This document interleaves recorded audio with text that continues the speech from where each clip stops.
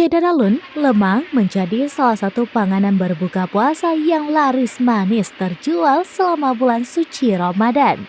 Salah satunya pedagang Mak Lemang yang khusus menjual aneka jenis lemang, tape, dan pulut bakar di Kampung Lam Dingin, Jalan Lambaruskep, Kecamatan Kuta Alam, Banda Aceh. Di sana dijual lemang ubi dan beberapa jenis lemang lainnya. Harganya pun variatif, mulai dari Rp5.000 hingga Rp10.000 per porsi.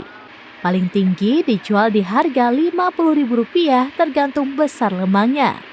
Pedagang Mak Lemang, Nuha Nazirah pada Minggu 17 Maret 2024 mengatakan, usaha Mak Lemang itu merupakan usaha turun-temurun.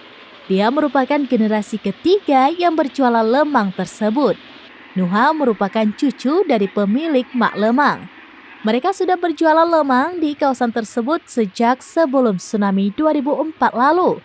Perlahan tapi pasti, sedikit demi sedikit usahanya terus berkembang dan bertahan hingga sekarang.